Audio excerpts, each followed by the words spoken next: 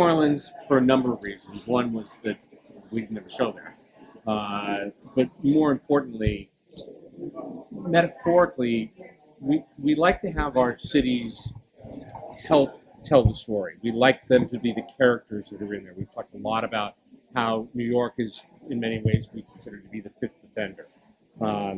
The characters that are in Runaways work really well in Los Angeles. The story is about diversity. It's about different neighborhoods. LA offers you that opportunity. New Orleans is a city that has constantly been forced to be reborn. And just in the last 20 years, what they've gone through between Katrina, between the oil spill, it is continually being challenged as to how to survive.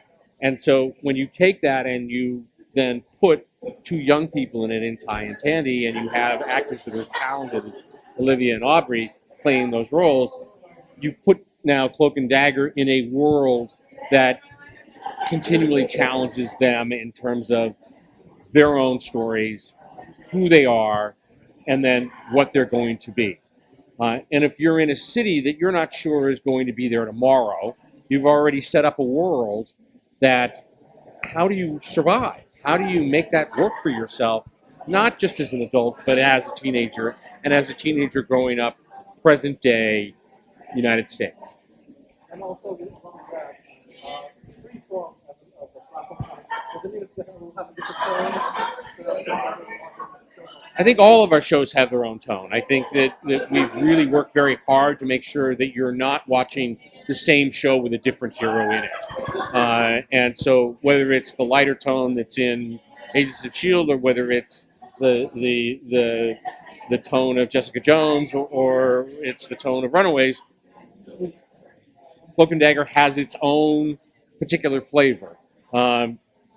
It does speak directly to the freeform audience, which tends to skew younger than a number of the other audiences that are out there. But we also find that almost everybody watches freeform. So it's not specifically because of that, but when we first started talking to freeform, we did want to specifically address the issue of what it is to be a young hero in the Marvel Universe, which is really, what is it to be a young hero anywhere?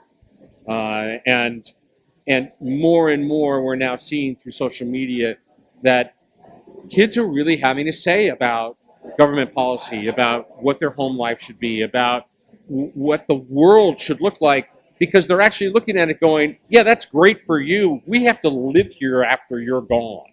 And that's something that's very important and something that's worth discussing, as long as you do it through the Marvel Prism, which gives you an action-adventure show, that gives you a show that has humor in it, that gives you a show that has well-drawn characters, and